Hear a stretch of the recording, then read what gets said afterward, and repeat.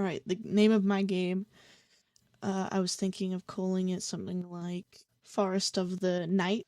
This is my 2D endless runner prototype made in Unity. I just replaced with itch.io textures. The idea was to basically keep things really simple and not overscope my project and not have enough time by the end of the 4 weeks. So that's why I ended up leaning more into 2D rather than 3D, as I have more experience for 2D games. Kind of like a Flappy Bird, but upwards. Another main inspiration would have been something like Subway Surfers and Temple Run. They were both 3D though, so it was definitely something that I don't see often. I didn't see many often 2D endless runners, and it was quite fun to try and put it in a 2D space. The player doesn't have any strict dodging laning system, so you can actually weave in between objects quite well, using A and D to go left and right and go in between the trees. The only thing that does damage you is the trees. You can go through everything else and these brick walls, which are very big. You have 3 lives. I made it so that you have 90 HP, so if I felt like it, I could have changed it to 100 HP and you could have more lives.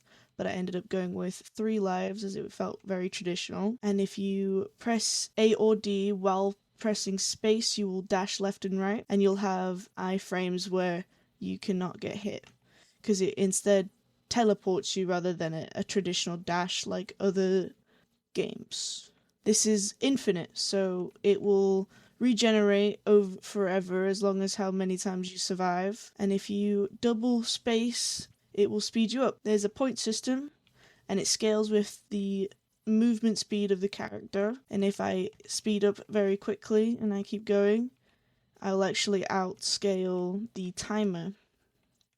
There's no end screen, so you don't know your specific points unless you look just before you died. And there, I've just died, so.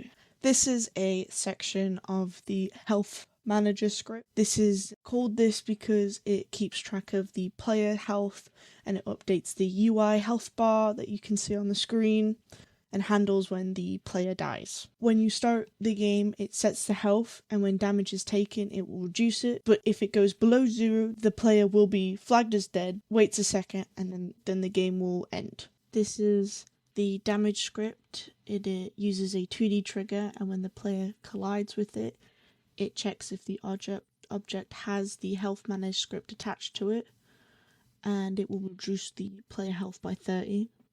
So essentially, it's just how obstacles will deal damage to you. This is a section of the stopwatch script, and it just adds time every frame using delta time, and then it converts that into minutes and seconds, so it displays more nicely on the screen, and it resets when the player dies, so it's just a simple timer. The score system works in a similar way, however, it can be multiplied by movement speed, so if the player is going faster, you will earn more points. So it's, in a sense, a difficulty system. So when you speed up your character, not only are you more likely to be getting hit by the obstacles, you will also be getting more points. The chunk system is probably the most important part, the integral part for my game, and it took the longest. It spawns level chunks in front of the player as they move forward, and then destroys the old ones behind them off screen so that you don't break immersion. And that's how the infinite generation is built. It also makes sure to line everything up properly so there's no gaps, and you can't see that. And it will use the player's transform to know where to put it. Overall, I think this prototype's done well for me. It was, in my opinion, I think I've underscoped a little bit, but I did run out of time as I got stuck quite hard on the chunk system for the endless runner. The chunk management system was the first time I was doing something like infinite generation with 2D, and I definitely spent way more time than I wish I did on it. However, the main things I'm happy with are definitely the chunk system in the end. So I'm glad I definitely tried to. I'm glad I worked that out and I focused on getting that to work. I'm also quite happy with the scoring system and how it scales with the upward speed of the character and how it makes it feel like the game does progress, even though you don't have an end system, an end screen. If I had more time, I would probably add obstacle varieties, and maybe a different visual, maybe more, and also maybe more um, player movement, keybinds, maybe a power up system.